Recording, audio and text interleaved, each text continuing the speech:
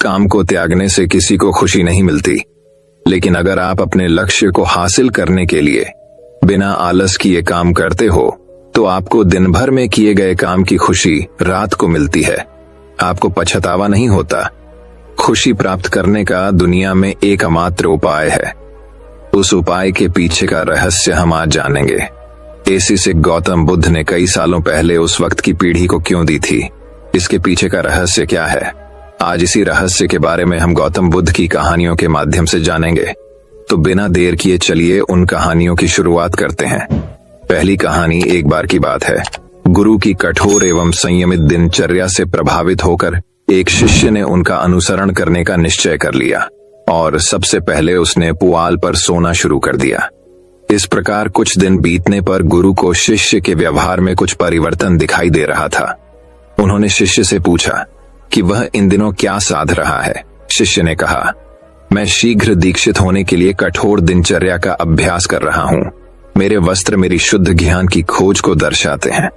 शाकाहारी भोजन से मेरे शरीर में सात्विकता की वृद्धि होती है और सुख सुविधा से पूरी तरह दूर रहने पर मैं आध्यात्मिक पथ पर अग्रसर हो रहा हूँ। गुरु मुस्कुराए और उसे खेतों की ओर ले गए, जहां एक सफेद रंग का घोड़ा घास चर रहा था। उसकी ओर इशारा करते हुए गुरु बोले, तुम खेत में घास चर रहे इस घोड़े को देखते हो, इसकी खाल सफेद है। यह केवल घास फूस खाता है और अस्तबल में भूसे पर सोता है। क्या तुम्हें इस घोड़े में जरा सी भी साधुता दिखती है? क्या तुम्हें लगता है कि आगे जाकर एक दिन यह घोड़ा सक्षम गुरु बन जाएगा? वह शिष्य समझ चुका था कि सिर्फ बाहरी आवरण पहनकर कोई सक्षम गुरु नहीं बन सकता। कथा सार, किसी की देखा देखी आचरण करने मात्र से आप सफल नहीं हो सकते। उसके लिए उचित मेहनत व कोशिशें करनी आवश्यक है। अगर आप किसी भी कार्य में सफल होना चाहते हैं तो आपको हर संभव कोशिश और पूरी मेहनत करनी होगी। वो कहते हैं ना, संघर्ष करना ही सफलता ही कुंजी है। ऐसे में आपको अपने रास्ते में आने वाली हर परेशानी का डटकर मुकाबला भी करना होगा, तभी आप जीवन में सफल हो सकते हैं। तो दोस्तों, अब चलिए हमारे दूसरे कहानी की शुरुआत करते हैं। दूसरी कहानी, बाज की उड़ान। एक बार की बात है कि एक बाज का अंडा मुर्गी के अंडों के बीच आ गया। कुछ दिनों बाद उन अंडों में से चूजे निकले। बाज का बच्चा भी उनमें से एक था। वो उन्हीं के बीच बड़ा होने लगा। वो वही करता जो बाकी चूजे करते, मिट्टी में इधर उधर खेलता, दाना चुगता और दिन भर उन्हीं की तरह छू छू करता। बाकी चूजों की तरह वो भी बस थोड़ा सा ही ऊपर उड़ पाता और पंख फड़फड़ाते हुए नीचे आ जाता। फिर एक दिन उसने एक बाज को खुले आकाश में उड़ते हुए देखा। बाज बड़े शान से बेधड़क उड़ रहा था। तब उसने बाकी चूजों से पूछा कि इतनी ऊंचाई पर उड़ने वाला वो शानदार पक्षी कौन है? तब चूजों ने कहा, अरे वो बाज है, पक्षियों का राजा। वो बहुत ही ताकतवर और विशाल है, लेकिन तुम उसकी तरह नहीं उड़ सकते क्योंकि तुम तो एक चूजे हो। बाज के बच्चे ने इसे सच मान लिया और कभी वैसा बनने की कोशिश नहीं की। वो जिंदगी भर चूजों की तरह रहा और एक दिन बिना अपनी असली ताकत पहचाने ही मर गया। दोस्तों, हम में से बहुत से लोग उस बाज की तरह ही अपना असली पोटेंशियल जाने बिना एक सेकंड क्लास जिंदगी जीते रहते हैं। हम ये भूल जाते हैं कि हम अपार संभावनाओं से पूर्ण एक प्राणी हैं। हमारे लिए इस जग में कुछ भी असंभव नहीं है, पर फिर भी बस एक औसत जीवन जी के हम इतने बड़े मौके को गंवा देते हैं। आप चूजों की तरह मत बनिए। अपने आप पर, अपनी काबिलियत पर भरोसा कीजिए।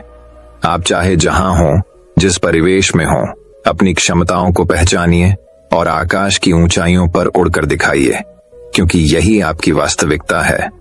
तो दोस्तों, अब चलिए हमारे तीसरी कहानी की शुरुआत करते हैं। तीसरी कहानी, शेर, लोमड़ी और भिक्षुक। एक बौद्ध भिक्षुक भोजन बनाने के लिए जंगल से लकड़ियां चुन रहा था कि तभी उसने कुछ अनोखा देखा। कितना अजीब है ये। उसने बिना पैरों की लोमड़ी को देखते हुए मन ही मन सोचा, आखिर इस हालत में ये जिंदा कैसे है? उसे आश्चर्य हुआ और ऊपर से ये बिल्कुल स्वस्थ है। वह अपने ख्यालों में खोया हुआ था कि अचानक चारों तरफ अफरा तफरी मचने लगी। जंगल का रजा शेर उस तरफ आ रहा था। भिक्षुक भी तेजी दिखाते हुए एक ऊंचे पेड़ पर चढ़ गया और वहीं से सब कुछ देखने लगा। शेर ने एक हिरण का शिकार किया था और उसे अपने जबड़े में दबाकर लोमड़ी की तरफ बढ़ रहा था। पर उसने लोमड़ी पर हमला नहीं किया, बल्कि उसे भी खाने के लिए मांस के कुछ टुकड़े डाल दिए। ये तो घोर आश्चर्य है, शेर लोमड़ी को मारने की बजाय उसे भोजन दे रहा है। भिक्षुक बुदबुदाया। उसे अपनी आंखों पर भरोसा नहीं हो रहा था, इसलिए वह अगले दिन फिर वहीं आया और छिपकर शेर का इंतजार करने लगा। आज भी वैसा ही हुआ। शेर ने अपने शिकार का कुछ हिस्सा लोमड़ी के सामने डाल दिया। यह भगवान के होने का प्रमाण है, भिक्षुक ने अपने आप से कहा। वह जिसे पैदा करता है उसकी रोटी का भी इंतजाम कर देता है। आज से इस लोमड़ी की तरह मैं भी ऊपर वाले की दया पर जीऊंगा। ईश्वर मेरे भी भोजन की व्यवस्था करेगा। और ऐसा सोचते हुए वह एक वीरान जगह पर जाकर एक पेड़ के नीचे बैठ गया। पहला दिन बीता, पर कोई वहां नहीं आया। दूसरे दिन भी कुछ लोग उधर से गुजर गए, पर भिक्षुक की तरफ किसी ने ध्यान नहीं दिया। इधर बिना कुछ खाए पिए वह कमजोर होता जा रहा था। इसी तरह कुछ और दिन बीत गए। अब तो उसकी रही सही ताकत भी खत्म हो गई। वह चलने फिरने के लायक भी नहीं रहा। उसकी हालत बिल्कुल मृत व्यक्ति की तरह हो चुकी थी कि तभी एक महात्मा उधर से गुजरे और भिक्षुक के पास पहुंचे। उसने अपनी सारी कहानी महात्मा जी को सुनाई और बोला, अब आप ही बताइए कि भगवान इतना निर्दयी कैसे हो सकते हैं? क्या किसी व्यक्ति को इस हालत में पहुंचाना पाप नहीं है? बिल्कुल है, महात्मा जी ने कहा, लेकिन तुम इतना मूर्ख कैसे हो सकते हो? तुम ये क्यों नहीं समझे कि भगवान तुम्हें उसे शेर की तरह बनते देखना चाहते थे, लोमड़ी की तरह नहीं। दोस्तों, हमारे जीवन में भी ऐसा कई बार होता है कि हमें चीजें जिस तरह समझनी चाहिए उसके विपरीत समझ लेते हैं। ईश्वर ने हम सभी के अंदर कुछ न कुछ ऐसी शक्तियां दी हैं जो हमें महान बना सकती हैं।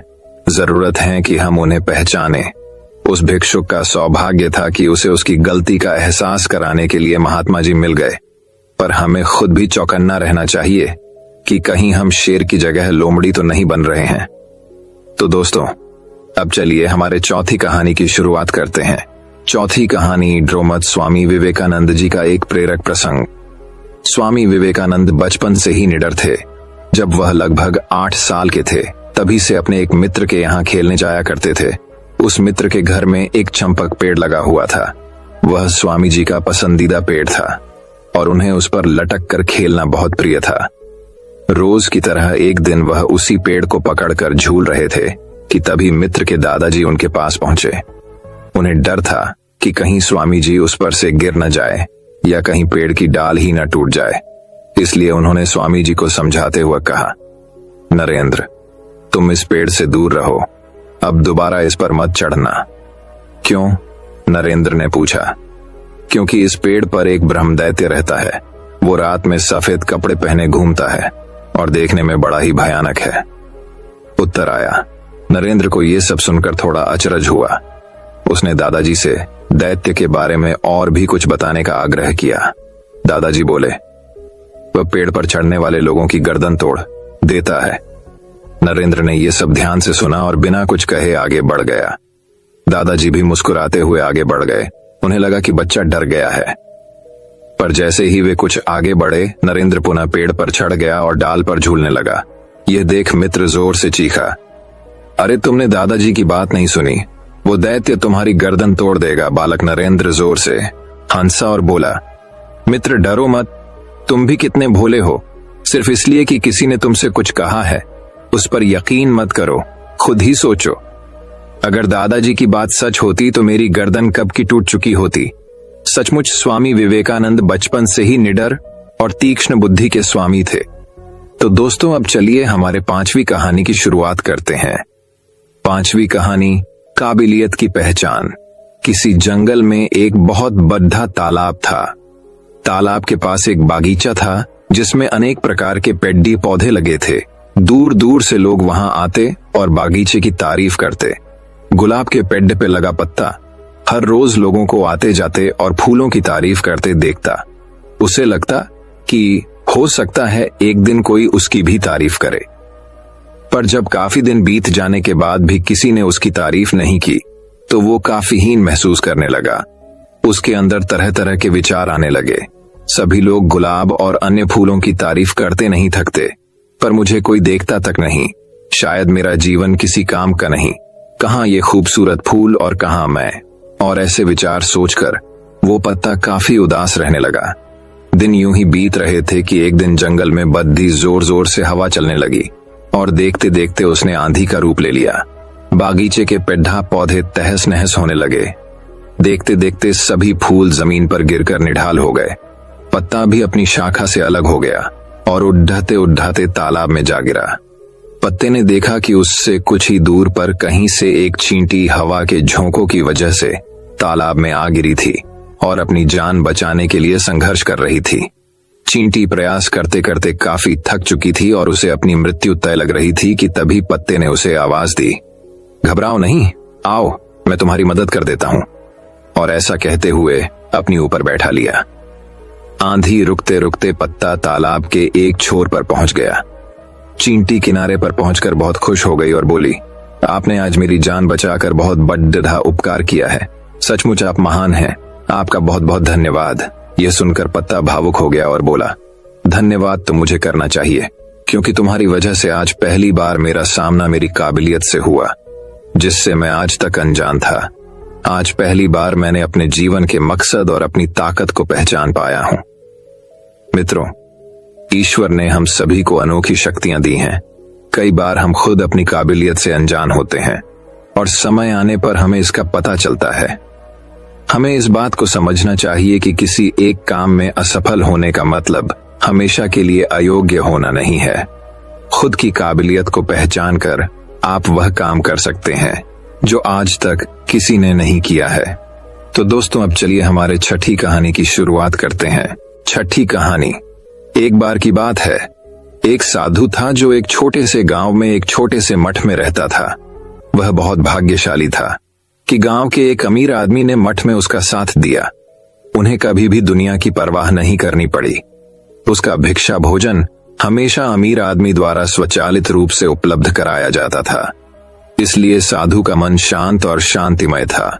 उसके आराम और दैनिक भोजन को खोने का कोई डर नहीं था।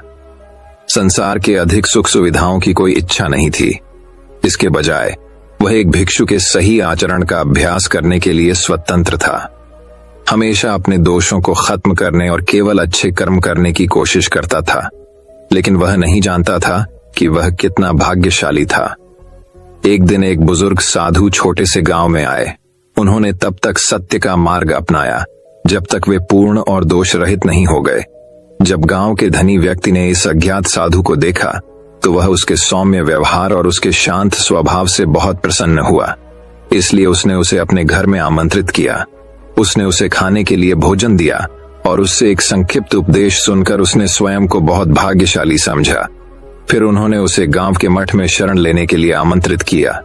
उन्होंने कहा, मैं आज शाम वहां आपसे मिलने जाऊंगा, यह सुनिश्चित करने के लिए कि सब ठीक है। जब सिद्ध साधु मठ में पहुंचे तो उनकी मुलाकात गांव के साधु से हुई। उन्होंने एक दूसरे का गर्मजोशी से स्वागत किया। तभी गांव के साधु ने पूछा, क्या तुमने आज दोपहर का भोजन कर लिया? दूसरे ने उत्तर दिया, हाँ, मुझे इस मठ के समर्थक ने दोपहर का भोजन दिया था। उन्होंने मुझे यहाँ आश्रय लेने के लिए भी आमंत्रित किया था। गांव का साधु उसे एक कमरे में ले गया और वहीं छोड़ दिया। सिद्ध साधु ने अपना समय ध्यान में व्यतीत किया। बाद में उस शाम गांव का अमीर आदमी आया। वह आने वाले पवित्र व्यक्ति के सम्मान में फल पेय, फूल और दीपक का तेल लाया। उन्होंने गांव के साधु से पूछा, हमारे अतिथि कहाँ हैं? उसने उसे बताया कि उसने उसे कौन सा कमरा दिया है। वह व्यक्ति कमरे में गया, आदरपूर्वक झुककर सिद्ध साधु का अभिवादन किया।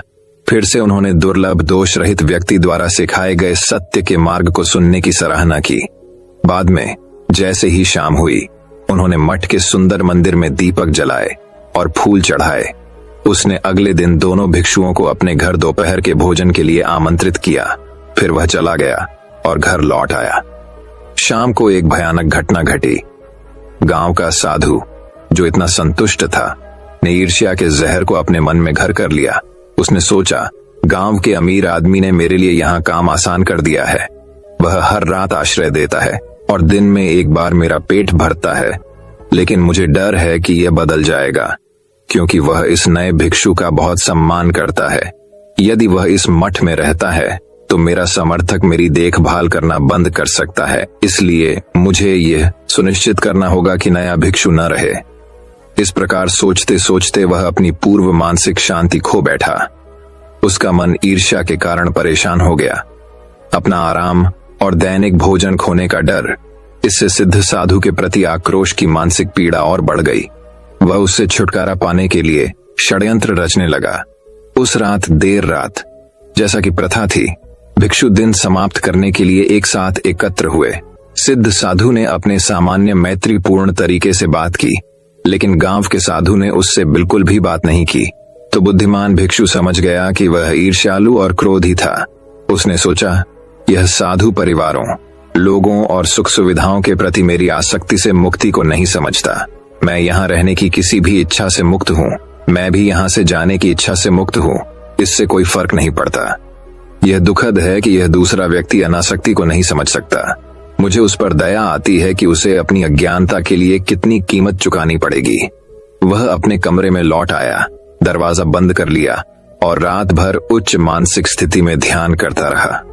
अगले दिन जब मठ के समर्थक से भिक्षा का भोजन लेने जाने का समय हुआ, तो गांव के भिक्षु ने मंदिर का घंटा बजाया, लेकिन उसने इसे अपनी उंगली के नाखून से हल्के से थपथपाकर बजाया। यहाँ तक कि मंदिर के प्रांगण में पक्षी भी उस छोटी सी आवाज को नहीं सुन सके। फिर वह अतिथि भिक्षु के कमरे में गया और दरवाजा खटखटाया, लेकिन फिर उसने केवल अपनी उंगली के नाखून से हल्के से थपथपाया। यहाँ तक कि दीवारों के अंदर मौजूद छोटे चूहे भी मूक थपथपाहट को नहीं सुन सके। ऐसे कठिन तरीके से अपना विनम्र कर्तव्य निभाकर वह अमीर आदमी के घर गया। उस व्यक्ति ने साधु को आदरपूर्वक प्रणाम किया, अपना भिक्षा पात्र उठाया और पूछा, हमारे आगंतुक नए साधु कहाँ हैं? गांव के भिक्षु ने उत्तर दिया, मैंने उसे नहीं देखा है। मैंने घंटा बजाया, मैंने उसके दरवाजे पर दस्तक दी, लेकिन वह दिखाई नहीं दिया। शायद वह इतने समृद्ध भोजन का आदी नहीं था जितना आपने उसे कल दिया था। शायद वह अभी भी सो रहा है, इसे पचाने में व्यस्त, अपनी अगली दावत का सपना देख रहा। शायद यह उस तरह का साधु है जो आपको इतना प्रसन्न करता है। इस बीच मठ में वापस आदर्श साधु जाग गया। उसने अपने आप को साफ किया और अपना लबादा पहन लिया। फिर वह शांति से भिक्षा का भोजन लेने के लिए चला गया, जहां भी उसे भिक्षा भोजन मिला। अमीर आदमी ने गांव के साधु को सबसे अमीर खाना खिलाया। यह स्वादिष्ट और मीठा था, जो चावल, दूध, मक्खन, चीनी और शहद से बनाया गया था। जब साधु ने भरपेट खाना खा लिया तो उस आदमी ने उसका कटो लिया, उसे साफ किया और सुगंधित पानी से उसे मीठा कर दिया। उसने उसे फिर से उसी अद्भुत भोजन से भर दिया। उन्होंने इसे भिक्षु को वापस देते हुए कहा, गए माननीय भिक्षु, हमारे पवित्र आगंतुक यात्रा से थक गए होंगे, कृपया मेरा विनम्र भिक्षा भोजन उसके पास ले जाएं। बिना कुछ कहे उसने दूसरे के लिए उदार उपहार स्वीकार कर लिया। अब तक गांव के साधु का मन अपनी ही ईर्ष्यालु साजिश में फंस चुका था। उसने सोचा, अगर वह दूसरा भिक्षु यह शानदार भोजन खाएगा, भले ही मैं उसका गला पकड़कर उसे बाहर निकाल दूं, फिर भी वह कभी नहीं छोड़ेगा। मुझे इस भिक्षा भोजन से गुप्त रूप से छुटकारा पाना होगा। लेकिन अगर मैं इसे किसी अजनबी को देता हूं, यह झांत हो जाएगा और इसके बारे में बात की जाएगी। यदि मैं इसे तालाब में फेंक दूं, तो मक्खन सतह पर तैर जाएगा और खोजा जाएगा। यदि मैं इसे जमीन पर फेंक दूंगा, तो कौवे इसे खाने के लिए मीलों दूर से आएंगे और उस पर भी ध्यान दिया जाएगा। तो मैं इससे कैसे छुटकारा पा सकता हूं? फिर उसने एक खेत देखा जिसे किसानों ने मिट्टी को समृद्ध के लिए जला दिया था। वह गर्म चमकते अंगारों से ढका हुआ था, इसलिए उसने अमीर आदमी के उदार उपहार को अंगारों पर फेंक दिया। भिक्षा का भोजन बिना किसी निशान के जल गया और इसके साथ ही उसके मन की शांति भी चली गई, क्योंकि जब वह मठ में वापस आया तो उसने पाया कि गंतुक चला गया था। उसने सोचा, यह एक पूर्णतः बुद्धिमान भिक्षु रहा होगा। वह जानता होगा कि मैं अपना पसंदीदा पद खोने के डर से ईर्ष्यालु हूं। वह जानता होगा कि मैंने उससे नाराजगी जताई है और उसे धोखा देकर छोड़ने की कोशिश की है। मैंने उसके लिए भिक्षा का भोजन बर्बाद कर दिया और यह सब अपना पेट भरा रखने के लिए। मुझे डर है कि मेरे साथ कुछ भयानक घटित हो जाएगा। मैंने क्या किया है? इसलिए अपने आसान दैनिक भोजन को खोने के डर से उसने अपनी मानसिक शांति को त्याग दिया था। जीवन भर वह अमीर आदमी उसका साथ देता रहा, लेकिन उसका मन पीड़ा और पीड़ा से भरा हुआ था। जेल वह एक चलते फिरते भूखे झोंबी या एक जीवित भूखे भूत की तरह बर्बाद महसूस कर रहा था। जब उनकी मृत्यु हुई तो उनकी पीड़ा जारी रही, क्योंकि उसका नरक की दुनिया में पुनर्जन्म हुआ था, जहां उसने सैकड़ों हजारों वर्षों तक कष्ट सहा। अंततः वहां भी उसकी मृत्यु हो गई, जैसा कि सभी प्राणियों की मृत्यु होनी चाहिए, लेकिन उसके पिछले कर्मों का फल आंशिक रूप से ही पूरा हुआ, तो उसका पाशो बार राक्षस के रूप में पुनर्जन्म हुआ। उन पशो जन्मों में केवल एक दिन ऐसा था जब उसे खाने के लिए पर्याप्त मिलता था, और वह था जंगल में एक हिरण द्वारा गिराया गया भोजन। फिर उसका पाशा बार भूखे आवारा कुत्ते के रूप में पुनर्जन्म हुआ। पिछले जन्म में एक साधु के भरे पेट की खातिर ये सभी 500 जीवन भी भूख से भरे थे और भोजन पर झगड़ रहे थे। केवल एक बार ही उसे पर्याप्त भोजन मिला, और वह उल्टी का भोजन था जो उसे नाली में मिला था। अंततः उसके कार्यों के अधिकांश परिणाम समाप्त हो गए। तभी वह इतना भाग्यशाली था कि उसे मनुष्य के रूप में पुनर्जन्म मिला।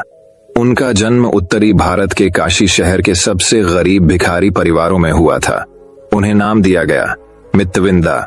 उनके जन्म के बाद से ही यह गरीब परिवार और भी अधिक गरीब और दुखी हो गया। कुछ वर्षों के बाद भूख का दर्द इतना बढ़ गया कि उसके माता पिता ने उसे पीटा और मितविंदा को हमेशा के लिए भगा दिया। वे चिल्लाए, हमेशा के लिए चले जाओ, तुम एक अभिशाप के अलावा और कुछ नहीं हो। बेचारा मितविंदा, बहुत समय पहले उसे नहीं पता था कि वह कितना भाग्यशाली है।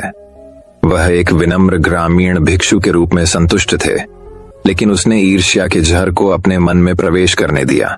अपना आसान दैनिक भोजन खोने का डर, इससे एक आदर्श भिक्षु के प्रति आक्रोश की आत्म प्रताड़ना हुई और उसे भिक्षा भोजन के एक पौष्टिक उपहार से वंचित करने की चालाकी हुई, और उसके आराम और दैनिक भोजन की कमी को पूरा करने में 1001 लोगों की जान लग गई। जिस बात का उसे डर था, उसके अपने कार्यों ने उसे पूरा कर दिया। तो दोस्तों, अब चलिए हमारे 7वीं कहानी की शुरुआत करते हैं। 7वीं कहानी दोस्तों बात बहुत समय पहले की है। बहुत समय पहले की बात है। एक गांव में एक किसान रहा करता था। वो बड़े ही परिश्रम से अपने अनाज उगाया करता था और उसे बेचकर अपना गुजारा किया करता था। एक बार वो अपने खेत के लिए पानी के स्रोत की तलाश कर रहा था। तभी उसे अपने पड़ोसी का एक कुआं दिखाई पड़ा। उसने उस पड़ोसी से वो कुआं खरीद लिया, लेकिन वो पड़ोसी बहुत ही चालाक व्यक्ति था। इसलिए अगले दिन जब किसान अपने कुएं से पानी भरने आया तो पड़ोसी ने उसे पानी लेने से मना कर दिया। जब किसान ने इसका कारण पूछा तो पड़ोसी ने उत्तर दिया, मैंने तुम्हें कुआं बेचा था, पानी नहीं। और वो वहां से चला गया। व्याकुल होकर किसान न्याय मांगने के लिए सम्राट के पास गया। उसने अपनी पूरी बात सम्राट के सामने रखी। राजा ने अपने सबसे बुद्धिमान मंत्री माधव को बुलाया। अब माधव ने पड़ोसी से प्रश्न किया, तुम किसान को कुएं से पानी लेने क्यों नहीं देते? आखिर तुमने किसान को कुआं बेच दिया है। इस सवाल पर पड़ोसी ने जवाब दिया, माधव जी, मैंने किसान को कुआं तो बेचा था, लेकिन उसमें जो पानी है वो नहीं। उसे कुएं से पानी निकालने का कोई अधिकार नहीं है। अब माधव ने कुछ समय लिया इस परिस्थिति का हल खोजने के लिए। फिर कुछ समय सोचने के बाद माधव ने कहा, देखो, चूंकि तुमने कुआं बेच दिया है, इसलिए तुम्हें किसान के कुएं में पानी रखने का कोई अधिकार नहीं है। या तो आप किसान को किराया दें या फिर कुएं से पूरा पानी तुरंत हटा लें। यह महसूस करते हुए कि उसकी योजना विफल हो गई, पड़ोसी ने माफी मांगी और घर चला गया। अब उस किसान को उसके हक का कुआं प्राप्त हो गया और उसने माधव का धन्यवाद दिया, उसे सही तरीके से न्याय प्रदान करने के लिए। दोस्तों, ये कहानी हमें ये शिक्षा प्रदान करती है कि किसी को धोखा देने से आपको कुछ नहीं मिल सकता, लेकिन इसका नतीजा आपको जल्द ही भुगतान करना पड़ेगा। तो दोस्तों, अब चलिए हमारे 8वीं कहानी की शुरुआत करते हैं। 8वीं कहानी वही, अब एक और कहानी की शुरुआत कुछ इस प्रकार होती है। दोस्तों, बात बहुत समय पहले की है। एक बार 2 भाई जंगल के किनारे रहते थे। बड़ा भाई हमेशा अपने छोटे भाई के प्रति निर्दयी रहता था। अपने छोटे भाई से बड़ा भाई हमेशा सारा भोजन ले लिया करता था और इसके साथ सारे अच्छे कपड़े छीन लिया करता था। लेकिन छोटा भाई दिल का साफ था और अपने बड़े भाइयों को ज्यादा प्यार किया करता था। एक बार बड़ा भाई बाजार में बेचने के लिए जलाऊ लकड़ी की तलाश में जंगल में जाता था। जैसे ही वह जंगल से गुजरा, उसने हर उस पेड़ की शाखाएं काट दी जहां से वह गुजरा। लेकिन एक दिन उसकी नजर एक जादुई पेड़ पर पड़ी। इससे पहले कि वह उस पेड़ की शाखाएं काटता, पेड़ ने उसे रोका और कहा, हे दयालु महोदय, कृपया मेरी शाखाएं छोड़ दीजिए। यदि तुम मुझे छोड़ दो तो मैं तुम्हें सुनहरे सेब प्रदान करूंगा। जैसे ही सोने के सेब की बात हुई, तब बड़ा भाई इस बात से सहमत हो गया। जब उस पेड़ ने उसे सुनहरे सेब दिए, तब उसे पाकर भी वो बड़ा भाई खुश नहीं था। ऐसा इसलिए क्योंकि उसे लगा कि पेड़ से उसे काफी कम सेब दिए हैं। लालच के वशीभूत होकर भाई ने धमकी दी कि यदि उससे और सेब नहीं दिए गए तो वह पूरा पेड़ काट देगा। उसे और सेब देने के बजाय पेड़ ने उस पर सैकड़ों छोटी छोटी सुइयां बरसा दी। सुई के गिरने पर उस बड़े भाई को काफी दर्द महसूस हुआ। भाई दर्द से कराहता हुआ जमीन पर गिर पड़ा। जैसे ही सूरज डूबने लगा, अब छोटे को बड़े भाई की चिंता सताने लगी। जल्द ही छोटा भाई चिंतित हो गया और अपने बड़े भाई की तलाश में निकल पड़ा। उसने तब तक खोजा जब तक उसे उसका बड़ा भाई नहीं मिल गया। उसने देखा कि एक विशाल पेड़ के नीचे उसका बड़ा भाई गिरा हुआ है और उसके शरीर पर सैकड़ों सुइयों लगी हुई है। वहीं वो नीचे जमीन पर पड़ा दर्द से करहा रहा था। वह दौड़कर उसके पास गया और बड़ी मेहनत से प्यार से एक सुई निकालने लगा। एक बार जब सुइयां निकल गईं, तो सबसे बड़े भाई ने अपने छोटे भाई के साथ दुर्व्यवहार करने के लिए माफी मांगी। जादुई पेड़ ने बड़े भाई के हृदय में परिवर्तन देखा और उन्हें वे सभी सुनहरे सेब उपहार में दिए जिनकी भाइयों को आवश्यकता हो सकती थी। दोस्तों, यह कहानी हमें यह शिक्षा प्रदान करती है कि हमें किसी के साथ दुर्व्यवहार नहीं करना चाहिए और अपने अंदर दूसरों के प्रति अच्छी भावना रखनी चाहिए। तो दोस्तों, अब चलिए हमारे 9वीं कहानी की शुरुआत करते हैं। 9वीं कहानी। वही अब एक और कहानी की शुरुआत कुछ इस प्रकार होती है। दोस्तों, बात बहुत समय पहले की है। एक उच्च वर्ग का धनी व्यक्ति था। जैसे जैसे वह बड़े होते गया, उसे एहसास हुआ कि बुढ़ापे की पीड़ा अमीर और गरीब दोनों के लिए समान थी। इसलिए उन्होंने अपना धन और उच्च पद त्याग दिया और एक गरीब भिक्षु के रूप में रहने के लिए जंगल में चले गए। उन्होंने ध्यान का अभ्यास किया और अपने दिमाग का विकास किया। उसने अपने आप को बुरे विचारों से मुक्त कर लिया और संतुष्ट तथा प्रसन्न हो गया। उनकी शांति और मित्रता ने धीरे धीरे 500 अनुयायियों को उनकी ओर आकर्षित किया। उस समय बहुत पहले अधिकांश भिक्षु आमतौर पर काफी गंभीर दिखते थे, लेकिन एक साधु ऐसा भी था जो काफी प्रतिष्ठित होने के बावजूद हमेशा हल्की सी मुस्कान रखता था। चाहे कुछ भी हो जाए, उसने आंतरिक खुशी की यह झलक कभी नहीं खोई और खुशी के मौकों पर उनकी मुस्कान सबसे चौड़ी और सबसे गर्मजोशी भरी हंसी थी। कभी कभी भिक्षु के साथ वाले अन्य लोग उससे पूछते थे कि वह इतना खुश क्यों है और हमेशा मुस्कुराता क्यों रहता है। उसने हंसते हुए कहा, अगर मैंने तुमसे कहा तो तुम मुझ पर विश्वास नहीं करोगे, और अगर तुमने सोचा कि मैंने झूठ बोला है तो यह मेरे स्वामी का अपमान होगा। बुद्धिमान बूढ़े मालिक को उस खुशी का स्रोत पता था जिसे उसके चेहरे से खुशी मिटाया नहीं जा सकता था। उन्होंने इस सबसे प्रसन्न भिक्षु को अपना एक नंबर सहायक बनाया। एक वर्ष बरसात के मौसम के बाद बूढ़ा भिक्षु और उसके 500 अनुयायी शहर गए। राजा ने उन्हें वसंत ऋतु के लिए अपने आनंद उद्यान में रहने की अनुमति दी। यह राजा एक अच्छा इंसान था जिसने शासक के रूप में अपनी जिम्मेदारियों को गंभीरता से लिया था। उन्होंने लोगों को खतरे से बचाने और उनकी समृद्धि और कल्याण को बढ़ाने की कोशिश की। उसे हमेशा पड़ोसी राजाओं की चिंता रहती थी, जिनमें से कुछ मित्रहीन और धमकी देने वाले थे। उन्हें अक्सर अपने प्रतिद्वंद्वी राज्य मंत्रियों के बीच शांति बनानी पड़ती थी। कभी कभी उनकी पत्नियां उनके ध्यान और अपने बेटों की उन्नति के लिए लड़ती थीं। कभी कभी किसी असंतुष्ट प्रजा ने राजा के जीवन को भी खतरे में डाल दिया और निस्संदेह उसे राज्य के वित्त के बारे में लगातार चिंता करनी पड़ती थी। असल में उसके पास चिंता करने के लिए इतनी सारी चीजें थीं कि उसके पास खुश होने के लिए कभी समय ही नहीं था। जैसे जैसे गर्मियां नजदीक आईं, उसे पता चला कि भिक्षु जंगल में लौटने की तैयारी कर रहे थे। बूढ़े नेता के स्वास्थ्य और कल्याण को ध्यान में रखते हुए राजा उसके पास गए और कहा, हे श्रद्धेय, अब आप बहुत बूढ़े और कमजोर हैं। जंगल में वापस जाने से क्या फायदा? आप अपने अनुयायियों को वापस भेज सकते हैं, जबकि तुम यहीं रहो मुख्य भिक्षु ने तब अपने नंबर 1 सहायक को अपने पास बुलाया और कहा, अब जब तक आप सभी जंगल में रहेंगे तब तक आपको अन्य भिक्षुओं का नेता बनना होगा, क्योंकि मैं बहुत बूढ़ा और कमजोर हूँ। मैं राजा के प्रस्ताव के अनुसार यहाँ रहूंगा, इसलिए 500 लोग जंगल में लौट जाएं। नंबर 1 सहायक ने जंगल में ध्यान का अभ्यास जारी रखा। उसे इतनी बुद्धि और शांति प्राप्त हुई कि वह पहले से भी अधिक खुश हो गया। उसे गुरु की याद आती थी और वह उसके साथ अपनी खुशियां बांटना चाहता था, इसलिए वह भ्रमण के लिए शहर लौट आया। जब वह पहुंचा तो वह बूढ़े भिक्षु के चरणों में एक गलीचे पर बैठ गया। वे बहुत ज्यादा नहीं बोलते थे, लेकिन कभी कभी नंबर 1 सहायक कहता था, कैसी खुशी। तभी राजा मिलने आए। उन्होंने मुख्य भिक्षु के प्रति अपना सम्मान व्यक्त किया। हालांकि जंगल वाला बस यही कहता रहा, कैसी खुशी। वह राजा का स्वागत करने और उचित सम्मान देने के लिए भी नहीं रुका। इससे वह परेशान हो गया और उसने सोचा, अपनी सारी चिंताओं के बावजूद मैं राज्य की देखभाल में इतना व्यस्त हूं कि मैं घूमने के लिए समय निकाल नहीं पाता हूं, और यह साधु मेरा इतना सम्मान भी नहीं करता कि मुझे पहचान भी सके। कितना अपमानजनक है।